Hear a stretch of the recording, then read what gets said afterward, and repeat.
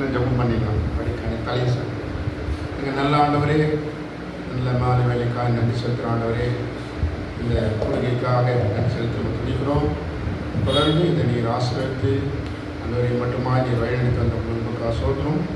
தொடர்ந்து ஆண்டவரே இன்னும் மாற்றமாக்குறவரை இதை பெருக செய்யணுமாய் கூட நாங்கள் துடிக்கிறோம். இதற்காக உத்தரவாதத்தில் இருக்கிற எல்லாருமே சொல்வதற்காக நாங்கள் நன்றி செலுத்துகிறோம். தொடர்ந்து உங்களுடைய வசனமான இந்த பகுதியில் சென்று அநேக ரட்சகர்களாய் மாற உழைக்கிறார்.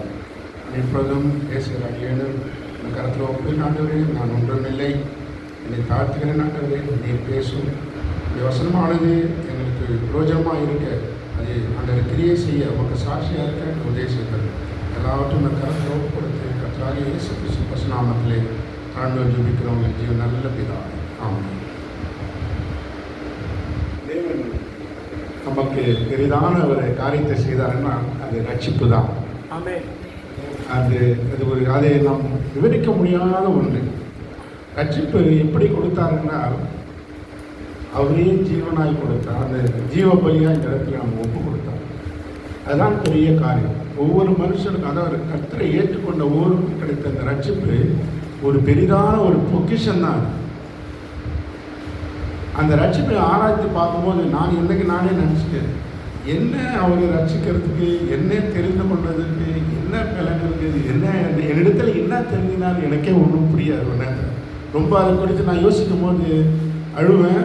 கொஞ்ச நேரம் அமைதியாக இருக்கிறேன். அப்படி என்னிடத்தில் அவர் என்ன தெரிந்து கொண்டார், என்ன தெரிந்து கொண்டாரு அப்படின்னும் போது ரொம்ப கஷ்டமாக இருக்கும் எனக்கு. சரி, ஏதோ அவருடைய திட்டத்தில் ஒருவேளை ஒரு வசனம் இருக்குது இல்லையா, ஞானிகளை வெட்கப்படுத்தும் மொழி பைத்தியமான. அப்போது நான் பைத்தியம், அது உண்மையாக எனக்கு தெரியும். என்ன அந்தளவுக்கு ஞானி ஒன்றும் இல்லை. அப்போ ஞானி எவ்வளோ உலகத்தில் கோல்டு மெடல் வாங்கின ஞானிகள் இருக்கிறாங்க, ஆனால் அவங்க உண்மையான தேவனை அறிந்து கொள்ள. அப்போ அவனை விட நான் புத்திசாலி தான், அதுக்கு நான் சந்தோஷப்பட்டுக்கிறேன். அவர் நான் உண்மையான தேவனை தெரிந்து கொண்டேன். அதனால் எனக்கு அது ஒரு சந்தோஷம் தான். ஒருவேளை அதுவாக நமக்கு தெரியும். அதே மாதிரி உலகத்தில் எவ்வளோ பலவான்கள் இருக்கிறாங்க, பலவான்களுக்கு வெட்கப்படுத்தும்படி பலவீனமான என்னை தெரிந்து கொண்டான்னு சந்தோஷம். அப்படியா? சரி, இந்த ரட்சிப்பை குறித்து நம்ம பார்க்கும்போது தேவாதி தேவன் இந்த உலகத்தை உண்டாக்குனார். வார்த்தையினால் எல்லாவற்றையும் அழகாக உண்டாக்கினார். எல்லாம் எப்படி இருந்து நல்லது என்று கண்டார், நல்லது என்று கண்டார். அதன் பிறகு மனுஷனை உண்டாக்குனார். அதன் பிறகு அதெல்லாம் பார்த்தார். இல்லை, அவங்களோட அவர் உண்டாக்குனதுக்கு காரணம் என்னென்னா, அவங்களோட உறவாடணும், ஐக்கியம் கொள்ளணும், அவங்களோட அப்படியே சம்பாஷிக்கணும். அப்படி தான் அவர், அதனுடைய திட்டம் வேறு. ஆனால் நமக்கு தெரியல ஆண்டவருடைய திட்டத்தை வச்சிருக்கிறார். அவங்க ரட்சிக்க அவங்களோட கூட இருந்தப்போ கீழ்ப்படியாத ஒரு பாவத்தை செஞ்சுட்டான். அப்போது அதனால் என்ன ஆச்சு, பாவத்துக்குள்ளாக போனதுனால அவனை அந்த பாவம் அவனை மேற்கொண்டதுனால தேவன் பாவம் பாராத சுத்த கண்ணர். அதனால் அவனோட உறவாட முடியல. அவன் என்ன பண்ணுறான், பாவம் அவனை என்ன பண்ணுச்சு, ஆதாமே எங்கே இருக்கிறான்னு சொன்னால் என்ன பண்ண, அவனை போய் மறைஞ்சிக்கணும். அப்போது பாவம் அவனை நிர்வாணமாக்கிடுச்சு. அதுக்கு முன்னாடி அவன் நிர்வாணமாக இருந்தால் கூட அவன் மேலே ஒரு மகிமையின் வஸ்திரம் இருந்தது. அது அவன் அதனால் அவனை தேவனோடு அப்படியே இருந்தான். அந்த பாவம் அவனை நிர்வாணமாக்கினா ஓடி ஒழித்தான். சரி, ஆண்டவர் இதற்கு பார்த்தார். பூமியில் அப்படியே இப்படியே மனிதன் பெருக பெருக பெருக தேவன் செம்மையானவனாக உண்டாக்கினார். சுருக்கமாக சொல்லுவேன், செம்மையானவனாக உண்டாக்கினா. அவனை அநேக உபாய தந்திரங்களை தெரிந்து கொண்டதுனால பாவம் செய்தார். தேவன் பூமியை பார்த்தார், தேவ மகிமை அற்றவர்களாய் போனார்கள் என்று பார்த்தார். அப்போது தேவ மகிமை இல்லாததுனால எல்லாரும் பாவத்துக்குள்ளாங்க. சரி, இதற்கு ஒரே வழி, ஒரு சட்டம் இருக்குது, பாவத்தின் சம்பளம் மரணம். அப்படின்னா அப்போ பாவம் செஞ்ச எல்லாரும் சாக வேண்டியது தான். பாவம் செய்கிற ஆத்மா சாகவே சாகும். அப்படின்னா அது எப்படி நிறைவேற்ற முடியும்? அதுக்கு பலிகளாக செலுத்தி என்னென்னவோ பண்ணாங்க, அதனால் ஒன்றும் நடக்கலை. ஏன்னா உண்மையான ஒரு மனம் திரும்புதல் இல்லை. சரி, இதுக்கு என்ன பண்ண முடியும்? பரிசுத்தமான ஒரு ரத்தம் சித்தினால்தான் அந்த பாவம் தீரும். நான் பரிசுத்தமாக பார்க்கும்போது யாருமே பரிசுத்தம் ஒருத்தரும் இல்லை. அப்படி என்ன செய்ய முடியும்? அப்போ என்ன பண்ணணும்னா, ஆண்டவர் தான் நானே இந்த உலகத்துக்கு மனிதனாய், எவ்வளோ பெரிய விஷயம், வானாதி வானங்கள் உண்டாக்குவார், வானம் கொள்ளாத ஒரு அற்புதர். சாலமோன் ஆலய கட்டத்துக்கு போகும்போது கேட்கும்போது, வானம் சிங்காசனம் பூமியை பாதுபடி, எனக்கு நீ ஆலயம் கட்டுவாயான்னு கேட்டார். கட்ட முடியுமான்னு அவனும் கேட்டான். அதனால் அவர் அப்போ தன்னை அவர் சுருக்கி இந்த உலகத்திலே வந்து நமக்காய் ஜீவனை கொடுத்தார். அவர் எப்படி பட்டார் பாடுங்கிறத நம்ம ஏசாயா 53 பார்த்தோம். அக்கிரமனாலும் அப்படியே நொறுக்கப்பட்டு அடிக்கப்பட்டு அவர் எப்படி இருந்தார்? ஒரு வசனத்தை சொல்லுங்கள். ஒரு 6ஆம் வசனம் 2ஆம் வசனம். நம்முடைய மீறுதல்களின் நிமித்தம் அவர் காயப்பட்டு, நம்முடைய அக்கிரமங்களின் நிமித்தம் அவர் நொறுக்கப்பட்டார். நமக்கு சமாதானத்தை உண்டு பண்ணும் ஆக்கினை அவர் மேல் வந்தது. அவருடைய தழும்புகளால் குணமாகிறோம். நாம் எல்லாரும் ஆடுகளைப் போல வழி தப்பி திரிந்து அவனவன் தன் வழியிலே போனோம்.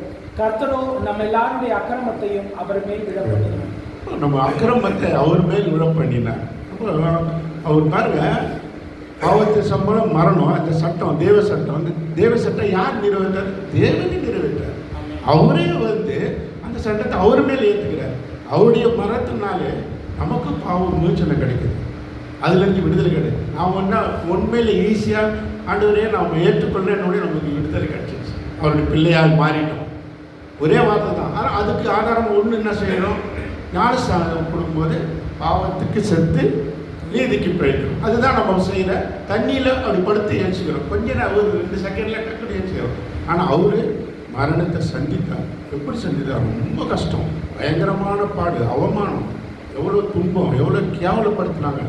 அந்த முதுகில் அவர் அடித்த வாது அப்படியே உழுதார்கள் என்று வேத வசனம் சொல்லுது. அப்படியான ஒரு பாடல் மத்தியில் இந்த ரட்சிப்பை கொடுத்தார். அப்போ இந்த ரட்சிப்புக்கு நான் பாத்திரவனாக இருக்கும்படி நம்ம விவரத்தில் எப்படி இருக்கணும்? உண்மையாக ஜீவிக்கணும். அதான் 2 கொரிந்தியர் 5:17 பார்க்குறோம்.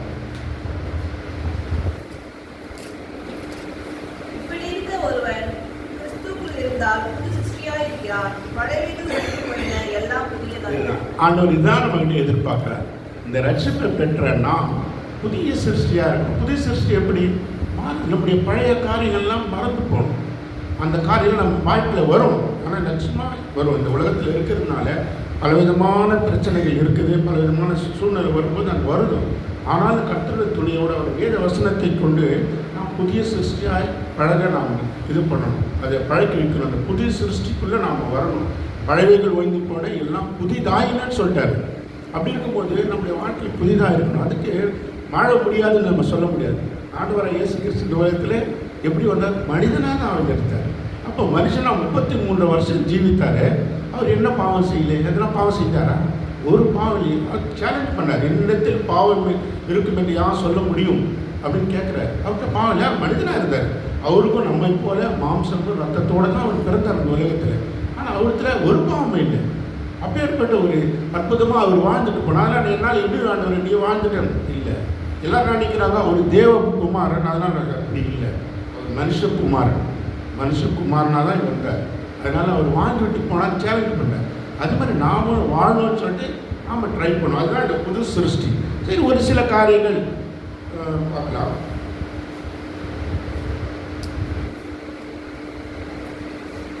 கொலோசியர் 3 அதிகாரம் முதல் வசனத்தை அப்படியே தொடர்ந்து, நீங்கள் கிறிஸ்துவுடனே கூட எழுந்ததுண்டானால் கிறிஸ்து தேவனுடைய வலது பாரசத்தில் வீட்டிற்கு விடத்துள்ள மேலானவைகளுக்கு எடுத்து. கிறிஸ்து எங்கே இருக்கிறாரு? வலது பாரசத்தில் இருக்கிறார், தேவனுடைய வலது பாரசம். அதனால மேலானக்குரிய காரியங்கள் நாம் செய்யணும். பூமியில் உள்ளவைகள் அல்ல, மேலானவைகளை நாடுங்கள். அவர் மேலான காரியங்களை நமக்கு வைத்திருக்கிறார். அதை நாம் நாட வேண்டும் சொல்லிட்டு நீங்கள் அதே, ஏனென்றால் நீங்கள் மரித்தீர்கள், உங்கள் ஜீவன் கிறிஸ்துவுடனே தேவனுக்குள் மறைந்திருக்கிறது. நம்முடைய ஜீவன் கிறிஸ்துவோடு கூட தேவனுக்குள் மறைந்திருக்கிறது. அப்படின்னா நம்ம மேலான காரியம், நம்ம பரலோகத்துக்குரிய காரியத்தை தான் நம்ம தேவ திட்டம், அது நமக்கு தெரியாது. ஆனால் அவர் நம்ம நடத்துவார், நமக்கு அது ஒப்புக்கொடும். ஒரு சில காரியங்கள் நம்ம இந்த பூமிக்குரிய காரியம் பார்க்கணும். 5லேருந்து அப்படியே நீட்டாக நிறைய பிரச்சனை இருக்குது. விபச்சாரம், அசுத்தம், மோகம், துர்விச்சயம், இதெல்லாம் நம்ம மேக்ஸிமம் ஓப்பன்ல இருக்கிற நம்ம செய்யறதில்லை. ஆனால் மறைமுகமாக சில இருதயத்தில் நினைக்கிறோம், அதெல்லாம் நம்ம விட்டுடணும் அப்படின்னு சொல்கிறார். முற்காலத்திலே அவளுக்குள்ளே 7வது வசனம், நீங்களும் முற்காலத்திலே அவைகளுக்குள்ளே சஞ்சரித்த போது அவைகளை செய்து கொண்டு வந்தீர்கள். இப்பொழுதோ கோபமும் மூர்க்கமும் பொறாமையும் உங்கள் வாயில் பிறக்கலாகாத தூஷணமும் வம்பு வார்த்தைகளுமா இவைகளை எல்லாம் விட்டு விலகுங்கள்னு சொல்லியிருக்காரு. இப்போ இந்த வசனங்கள் நாம் படிக்கும்பொழுது நாம் இந்த சில காரியங்களை நாம் முதல்ல எப்படி இருந்தோம்?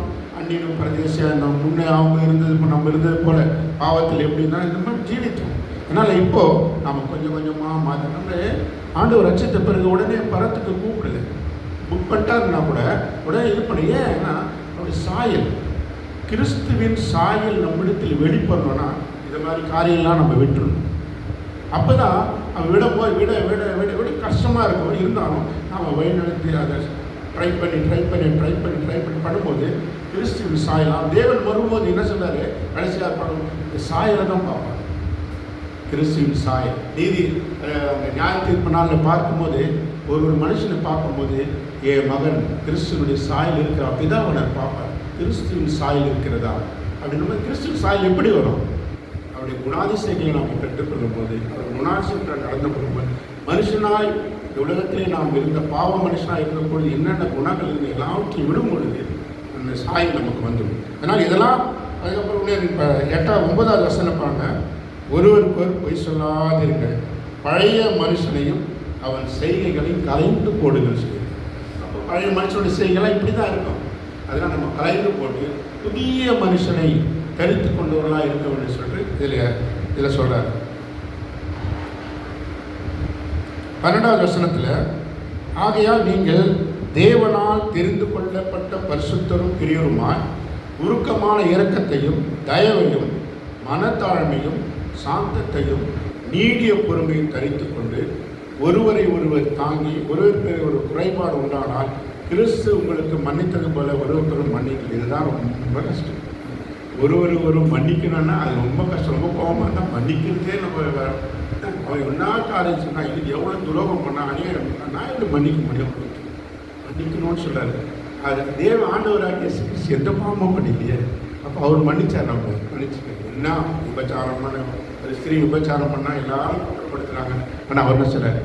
எல்லாரும் போயிட்டாங்க ஆண்டவரே சொல்லும்போது, சரி நானும் ஒன்று சொல்ல, நீ போய் இனி பாவம் செய்யாதுன்னு சொல்லிட்டு மன்னிக்கிறேன். வேறுபட்ட பாவத்தை பண்ணி நாமும் ஒரு மன்னி நம்ம சொந்த சகோதரன், நம்ம சபையில் இருக்கிறவன், நம்ம கூட இருந்தவனை நம்ம மன்னிக்க மாட்டோம். ஆனால் அது ரொம்ப கஷ்டமானது. அது கண்டிப்பாக அதை செய்யணும்.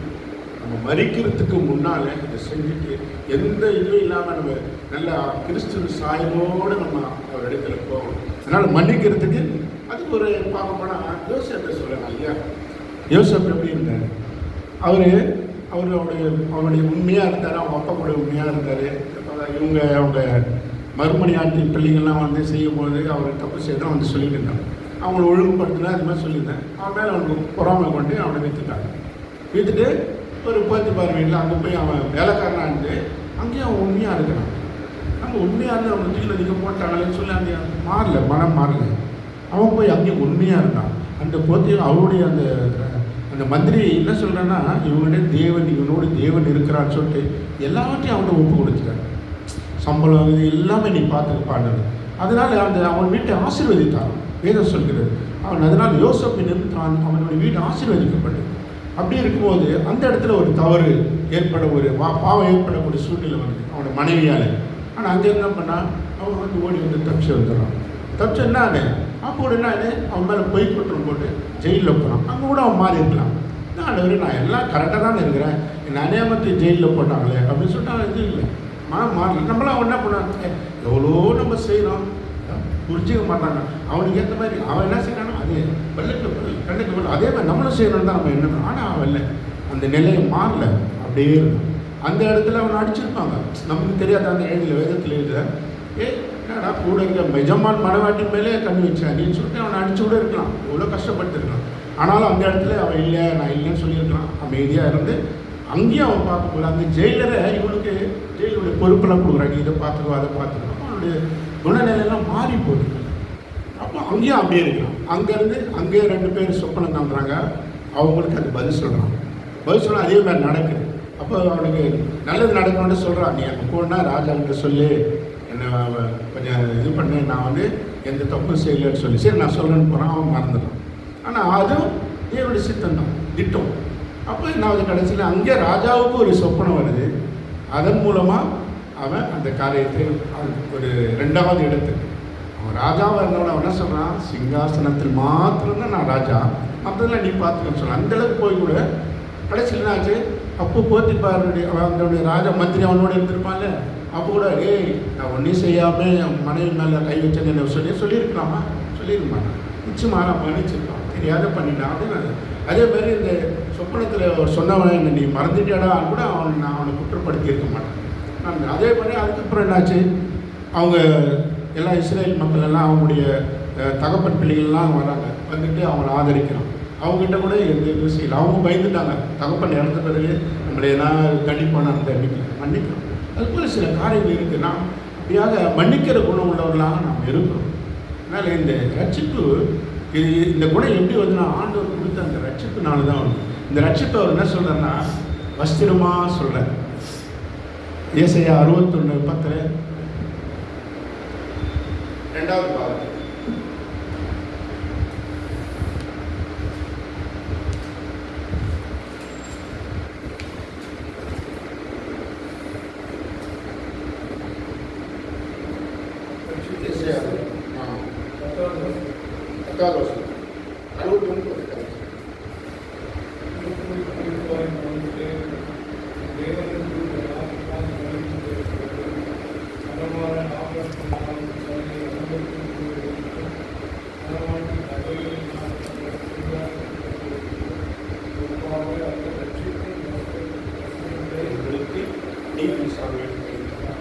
அந்த வஸ்திரம் அது வந்து ரட்சிப்பின் வஸ்திரம். இந்த வஸ்திரம் கரைப்படாதபடிக்கு நம்ம பார்த்துக்கணும். ஆண்டவர் மேலேருந்து நம்மளை பார்ப்பார். அவர் பார்க்குற காரியம் என்னுடைய பிள்ளை அவர் வேறு விஷயம், அது எல்லாருக்கும் தெரியும். அவருக்கு இருந்தாலும் கூட அதான் இருக்கிறான் தானே, அவருக்கு தெரியும் தானே எங்கே இருக்கிறானே, ஆனால் எங்கே இருக்கிறான்னு கேட்குறாரு. அதுபோல் நாம் எங்கே இருக்கிறோன்னு அவர் பார்க்குறாரு. எப்படி பார்ப்பாரு? இந்த வஸ்திரம், ரட்சிப்பின் வஸ்திரம் நம்ம மேலே இருக்குது. அவர் கொடுத்த அந்த ரட்சிப்பின் வஸ்திரம் நம்ம மேலே இருந்து அவர் பார்க்குறாரு. அந்த வஸ்திரத்தை நம்ம பார்த்துக்கணுன்னா இந்த மாதிரி நம்ம சில கர்த்தருக்கு பிரியமாய், கர்த்தருக்கு உண்மையாய், கர்த்தருக்கு நேர்மையாக எல்லா சூழலின் மத்தியில் அவர் கொடுத்த அடிச்சூடுகள், அவரை நன்மை செய்வராக இருந்தார், எவ்வளோ நன்மையானது செய்தார், மன்னிக்கிற குணம் உள்ளவராக இருந்தார், மற்றவர்களுக்கு உதவி செய்கிற குணம் இல்லை. அதுபோல சில காரியம் நாம் கற்றுக்கணும் இருக்குது. இன்னும் நிறைய முழுவதுமாய் நாம் அதுக்குள்ளாய் வர வேண்டும். அப்போ அந்த ரட்சிப்பின் வஸ்திரம் கரைபடாதபடிக்கு இருக்கும். அதை நம்ம காத்துக்கொள்ளும். அதுதான் ஆண்டவர் நம்ம பார்க்க வரும்பொழுது இது என் மகள், இது என் மகள் அப்படின்னு அவர் பார்ப்பேன். அதுக்கு ஒரு நடந்த ஒரு 30 வருஷத்துக்கு 35 வருஷத்துக்கு முன்னாடி ஒரு ஊழியக்காரர் பேசும்போது சொன்னார். அவர் வந்து இந்த தோஹாவில் வேலை செஞ்சிருந்தார். அங்கே வேலை செய்யும்போது ஒரு ஆஃபீஸில் ஒரு கிளர்க்கு மாதிரி அவர் இருந்தார், கிளர்க்காக இருந்தார். அந்த வேலை செய்யும்போது அவர் கொஞ்ச நாள்லேயே ஒரு இடம் மாற்றினே அப்படியே போகும்போது ஒரு இடத்துல அவர் வீடு கொஞ்சம் வசதியாக இல்லைன்னு சொல்லிட்டு அப்பார்ட்மெண்ட்ஸ் மாதிரி ஒரு 4 வீடு தான், பெருசாக உடனே 4 வீடு. அதில் இவர் தங்கியிருக்காரு. எதிரில் காலியாக இருந்தது. ஒரு 2 மாதத்துக்கு அப்புறம் புதுசாக ஒருத்தர் குடி வந்தாங்க, பாலஸ்தீனர். ஒரு ஹஸ்பண்ட் அண்ட் ஒய்ஃபு, ஒரு குழந்தை, ஒரு 4 வயசு பையன், 3 வயசு 4 வயசு பையன், கொஞ்சம் சொத்துன்னு இருக்காங்க பையன், அவன் கூட இருந்திருக்கிறான். சரி, இவர் வந்து மலையாளியோடு, அவர் வந்து அதிகமாக தனியாக இருக்கிறதுனால யாரையும் பக்கத்தில் எதனா தப்பாகிட போகுதுன்னு சொல்லி கது சாத்தியே வச்சுருப்பார். அப்படியே அவங்க வந்து ஒரு நாள் கது தெரிகிறாங்க, நாங்கள் இந்த சைடில் குடி வந்துக்கிறோங்க அப்படின்னு சொல்லி. சரிம்மா சரி சரி அங்கிள்னு தான் கூப்பிடும். அவர் பெரியவர் கொஞ்சம், அதனால் சரி இருக்குமா அப்படின்னு. இப்போ நான் அந்த ஒரு நாள் என்ன ஆஃபீஸில் இருக்க ஒரு சில வேலையெல்லாம் ஃபைல்ஸ்லாம் வீட்டில் பார்க்கறதுக்காக வச்சு பண்ணியிருந்தார் லீவில். கது ஓப்பன் பண்ணிக்கலாம். அந்த குழந்தை நேராக உள்ளே உடைந்துட்டான். வந்துட்டு ஒன்று பண்ணி அதெல்லாம் இது பண்ணுறான். பயந்துட்டு என்னென்னா என்ன பண்ண இங்கி பாட்டில், அப்போ இங்கி தானே இங்கி பாட்டில் ஊற்றுறப்போம் அந்த பயம். அது சொல்லி அதுக்கப்புறம் அவங்க அம்மா வந்துட்டு சாரி அங்கிள் அந்த ரொம்ப தொடுத்துடுறாங்க. சரி பரவாயில்ல. அப்புறம் கொஞ்ச நாளில் பழக்கம் ஆகிடும். அந்த குழந்தை மேலே ஒரு ஆசை. சரி இவர் தனியாக இருக்கிறாரில்ல, அந்த குழந்தை வந்து நம்ம பேசுறீங்க அப்படின்னு என்னொன்று வரலன்னு அப்படின்னு ரொம்ப பழக்கமாச்சு. இப்படி ஆனால் அவங்களுக்குள்ள ஒரு நல்ல பழக்கம் ஆச்சு. அவங்க சாப்பாடு கொடுக்குறது, இவர் என்ன கொடுக்குறது, அவங்க என்ன ஸ்வீட் பண்ணால் கொடுக்குறது, அப்படியே இருந்திருக்காங்க. சில நாள் ஆன பிறகு அவங்களுக்கு ஒரு மேரேஜிலே ஏதோ வந்துருக்கு நினைக்கிறேன். இவர் வந்து ஆஃபீஸ் போயிட்டு நாங்கள் வந்து ஃபோன் பண்ணி சொன்னார். பாப்பா என்ன பண்ணி, அங்கிள் இன்றைக்கி எங்களுக்கு இந்த டே வெட்டிங் டே, அதனால் நீங்கள் வாங்க அங்கிள், மத்தியானமாக நீங்கள் லீவ் கேட்டு வாங்க. நீங்கம்மா லீவ் கொடுக்க மாட்டாங்கம்மா, எப்படிமா கொடுப்பேன், கொஞ்சம் கேட்டு வாங்க அங்கிள் சொல்லி நான் சொல்லிட்டு சொல்லி ஒரு 10 மணிக்கு அவங்க ஃபோன் பண்ணிடுறாங்க. இவர் வந்து அவர் எப்பவுமே அவங்க ஹஸ்பண்ட் லீவே போட மாட்டாராம். அது ஏற்கனவே அவங்களுக்குள்ளே ரிப்போர்ட் வரும். அங்கிள் இவர் லீவே போட மாட்டார் அங்கிள், எப்போ பாரு வீட்டிலே இருக்க மாட்டேன், நானே அவசரப்படுறேன்னு சொல்லி இந்த மாதிரி ரிப்போர்ட் பண்ணேன். அப்போ சரின்னு சொல்லிட்டு ஆஃபீஸில் போய் லீவ் கிடைக்கிறாரு. அந்த மேனேஜர் நம்ம தான் எல்லா வேலையும் கிடக்கணும் முடிச்சுட்டு எதுவும் பெண்டிங் வைக்காத அப்படின்னு சொல்லிட்டார். சரி சார் சொல்லிட்டு கிடையாது. லீவ் கிடச்சது எப்போ வந்து டிவியில் கூப்பிட்டு எனக்கு ஃபைல்லாம் முடிச்சுறேன், எனக்கு உதவி செய்ய சாப்பாடு எடுவா, நான் அவர் எடுத்து வந்துக்கிறேன், சாப்பாடு வேணா நான் லீவ் போட சொல்லிட்டு மறுநாள் லீவ் போய்ட்டு நீ சாப்பிடுவேன் அப்படின்னு சொல்லிட்டு. சரி போன எல்லாம் 12 மணிக்கெலாம் வேலை முடிஞ்சிச்சு, 1 மணிக்கெலாம் நம்ம முடிச்சுட்டு போயிடலான்னு சொல்லிட்டு ரெடியாக இருக்கும்போது இன்னொரு அடுக்கா ஃபைல் எடுத்து வச்சிட்டாங்க. என்னடா அது எப்போ இது முடியும் 2 மணிக்கு மேலே ஆகிடுவேன், சாப்பாடு 2ஆவது வேறு கொடுத்துரும், பசியிலே வருது. அப்படி எப்படி கடலாமே வேலை செஞ்சு முடிச்சுட்டு அவங்க ஃபோன் பண்ணினே இருக்கிறாங்க, வாங்க வாங்கன்னு சொல்லி. சரின்னு சொல்லிட்டு அதுக்கப்புறம் எல்லாம் ஒரு வழியாக முடிச்சு 2 மணிக்கு போய் வீட்டில் போயிட்டு அந்த வாங்க அந்த ரவுண்டுக்கு டைம் வச்சு போனால் சொல்லிட்டு சாப்பாடுலாம் இது வேணால் நான் சொல்லி. அப்போ அங்கே என்ன பீச் எப்படின்னா அவங்க மணல்லாம் கிடையாது, அது சிமெண்ட் காங்கிரீட் போட்டிருக்கோம். அந்த பக்கம் கடலில் பெரிய ஆழமாக தண்ணி இருக்கும். இங்கே வந்து இது போட்டிருக்கோம், ஜல்லடை மாதிரி போட்டிருக்கோம். நல்லா ஸ்ட்ராங்காக இருக்கும், யாரும் இது பண்ண முடியாது. அப்போ நம்ம இதை உட்காந்துட்டு இவங்கள பேசிட்டு சாப்பிட்டு நல்லா ஜாலியாக சாப்பிட்டுன்னு இருக்கும்போது இந்த குழந்தை என்ன பண்ணால் ஏறி அந்த இது மேலே ஏறின உடனே இவங்க கொஞ்சம் உடனே கத்துறாங்க. உடனே அவனை அதட்டோடனே இங்கே வந்துடுவான். திரும்பி கொண்டாட பேசுங்க, இவங்க குற்றச்சாட்டு அங்கிள் இவர் எப்படி பண்ணுறாரு அப்படி. சரிம்மா அவங்க பேசுது, திரும்ப ஓடுவான், திரும்ப இது பண்ணுவான். இப்படியே பேசணுமா கொஞ்சம் டீப்பாக பேசுனா பையனை மறந்துட்டு அவன் எங்கிட்ட கீழே விழுந்துட்டான் தண்ணி. அப்போ அவங்க இருக்கிறவங்க ஐயோ ஒரு பையன் விழுந்துட்டான் அப்படின்னா அவங்க கத்திக்கிறாங்க. இவங்க ஒரே பாலஸ்தீனா லேடின்னா அவங்க சவுண்டை வந்து 3 ஊரும் கேட்கும் அப்படின்வாங்க. அவ்வளோ சவுண்டு கத்தணும், அப்படியே கத்துறான். ஐயோ என் குழந்தை போச்சு அப்போ அவன் 2 தடவை முங்கி ஏற்றிக்கிறான். நல்ல ஆழம் வேற. அப்போ அவங்க கத்த நேரத்தில் எல்லாம் ஒரு செகண்டுக்குள்ள ஒரு கார் ஒன்று கடகண்டு வந்தது. அந்த அரேபியன்ஸ் அந்த இதெல்லாம் கட்டிங்க அவனை வந்து கடகண்டு அப்படியே பாண்ட கேட்டான். அவங்க அதெல்லாம் கவனிக்கலை, அவங்க பார்த்தவங்க சொல்கிறான். உடனே என்ன பண்ணால் அவன் போய் எகிரி குடிச்சு அந்த குழந்தைய தூக்கிட்டு வந்தோன்னா அது மூச்சு பேச்செல்லாம் வந்து அவங்க வரும்போது அவன் என்ன பண்ண அந்த துணி கொஞ்சம் தலையில் கட்டவனை வைட்டான். அந்த துணி எடுத்து இதை வந்து தலை நல்லா தொடங்க பார்த்து இந்த உடனே சரியாயிடு சொல்கிறாங்க. அவன் கிளம்பினான். இவங்க என்ன பண்ண ஸ்மெல்ல போயிடுவாங்க போட்டு இது பண்ணி அப்புறம் ஒரு வேலை பாட அழுது இந்த பொண்ணை ஒரு அழுது ரொம்ப கஷ்டப்பட்டு இது பண்ணி ஒரு வழியாக ஆகிட்டோம்னா அப்படி தான் யோசிக்குது. ஐயோ காப்பாற்றின எங்கே காணும் ஒரு தேங்க்ஸ் கூட சொல்லி எடுப்பாங்க.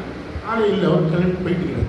ஐயோ என்ன இந்த மாதிரி ஆச்சுன்னு சொல்லிட்டு இதுக்காக என்ன பண்ணாங்க இவங்க அவரோட அந்த துணி வந்து தலையை வச்சு அதை மட்டும் எடுத்துட்டு இவங்க போயிட்டாங்க.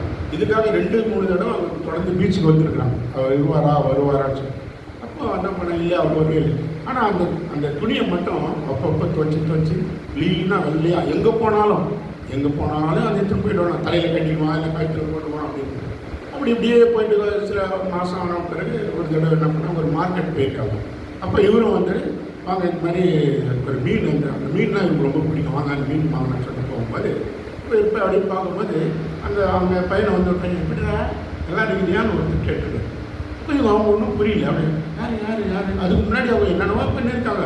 மசூதியில் போயிட்டு அவங்க என்னென்னமோ சொல்லுவாங்க, அந்த அவங்களுக்கு பரிகாரம் பண்ணுறதுக்கு சாப்பாடு அதெல்லாம் பண்ணியிருக்காங்க. எதுவுமே அவங்க சில ரொம்ப நாள் அப்புறம் யார் அப்புறமா எப்படி இருக்கா நல்லா இருக்கானா நீங்கள் கடலில் கொடுத்தாங்க நான் எப்படி நீங்கள் ஐயோ ரொம்ப தேங்க்ஸுங்க எப்படி இங்கே கண்டுபிடிச்சேன் வஸ்திரத்தினால. அதுதான் இந்த ஆண்டவர் கொடுத்த இந்த ரட்சிப்பின் வஸ்திரம். அவங்க ஒரு நாளும் அதை துவச்சி க்ளீனாக வச்சதுனால அது அழுக்காத விட அந்த தெரிஞ்சிருக்காரு. இன்னும் இப்படி அழுக்காதுன்னா அவன் தெரிஞ்சிருக்காது, எடுத்துன்னு வந்துருக்கலாம் தெரிஞ்சு. ஆனால் அந்த வஸ்திரம் அவன் மேலே இருந்ததுனாலே அந்த வஸ்திரம் எழுது. அதனால் இந்த பையன் தான் அவன் எனக்கு நல்லா தெரிஞ்சிச்சுன்னோடனே அவனுக்கு ஒரு தேங்க்ஸ். இதுதான் ஆண்டவர் எதிர்பார்க்குறது, அந்த ரட்சிப்பின் வஸ்திரமாக நம்ம கொடுத்துருக்காரு. ஏன்னா பாவத்தில் நிர்வாணமாக இருந்த நமக்கு ரட்சிப்பை கொடுக்காது. அந்த வஸ்திரம் நம்ம கரைப்படனோட எப்படி கரைப்படும்? உலகத்தோடு நம்ம ஒன்று போயிட்டோம்னா உலக ஒத்த வேஷம் அவர்களோடு ஒத்த வேஷத்தை எடுத்தோம்னா இதெல்லாம் நம்மளை வேலைப்படுத்தி இது இந்த சரீரத்தை அழுக்காகும். அதனால் ஆக்குது ட்ரெஸ்ஸுன்னா வெளியில் போகும்போது நம்ம அழுக்காகிற மாதிரி நம்முடைய ரட்சிப்பின் காரணம் சில அழுக்கு ஆனாலும் கூட அது இழக்காதபடி நாம் ஒவ்வொரு நாளும் சுற்றி அவருடைய வசனத்தினால அவருடைய ஆண்டவரே என்னுடைய ரத்தத்தினால ஒரு கழிவு நான் மன்னிக்கிறேன். ஆனால் மன்னிப்பேன், ஒவ்வொரு பாவங்களும் மன்னிப்பேன். ஆனால் அதுக்காக நம்ம இந்த காரியத்தை அதிகமாக செய்து கொள்ளாமல் ரட்சிப்பின் வசனத்தை நம்ம காக்கணும். ஒரு வருகைக்கு நாம் எப்போ ஆயத்தமாக எப்போ ஆண்டவரே எப்போ கடைசியாக வேறு வசனம் கர்த்தராகிய இயேசுவே வாரும் என்று சொல்லுவோம். அதுதான் நம்முடைய வசனமாக ரொம்ப கஷ்டம்தான். யாரும் கேட்டாங்க நீங்கள் இப்போ வந்தாங்கன்னா எழுச்சிப்பீங்களா யாரும்? ஆனால் சொல்ல முடியாது, தைரியமாக சொல்ல முடியல. ஆனால் சொல்கிற அளவுக்கு நானும் நமக்கு உதவி செய்யணும். நம்மளால் ஒன்றும் முடியாது, நம்ம தான் பலவீனமாக நான் ஆண்டவரே இந்த வருகைக்கு நான் ஆயத்தமாக இருக்கணும், நான் ஆயத்தப்படணும். இந்த வரியில் நான் காணப்படணும், உங்களுடைய ஸ்தானத்திலே நான் வரணும், கிட்ட நான் வரணும் ஆண்டவரே. அதுக்கு நான் ஆயத்தம் நிச்சயமாக ஆண்டவர் செய்யணும். நமக்கு வந்து மீட்பு வந்தாச்சு. பிசாசு நம்ம சொல்லுவான் நம்மளை புத்தி இல்லை நீ அப்படி இருந்தல அப்படின்னு அதை என்னை மனுஷன் நீ கிளம்புடா நம்ம வந்து சொல்லுவோம். நமக்கு அந்த தைரியம், நமக்கு அந்த நம்பிக்கை இருக்குது. அதனால் நம்முடைய காரியத்தில் இன்னும் அதிக வசனம் இருக்குது. இதனால கூட நாம் இந்த நேரத்தில் நம்ம இதில் நம்ம நிறைய வருஷம் நம்ம படிக்கிறோம், நமக்கு தெரியும். அதனால் கர்த்தருக்குள்ளே நாம் இப்படியாக நாம் திடப்படுத்தி இந்த வஸ்திரத்தை, இந்த ரட்சிப்பை அவர் நமக்கு எப்படி கொடுத்தாரு? சிலுவையிலே சம்பாதித்து பயங்கரமான ஒரு காலத்திலிருந்து நம்ம சம்பாதித்து கொடுத்தாங்க. ரட்சிப்பை நம்ம காத்துக்கொண்டு பரிசுத்தமாய் உண்மையாய் தேவனுக்கு பிரியமாய் நீதிமான நடந்து கொள்ள கர்த்தர் நமக்கு உதவி செய்கிறார்.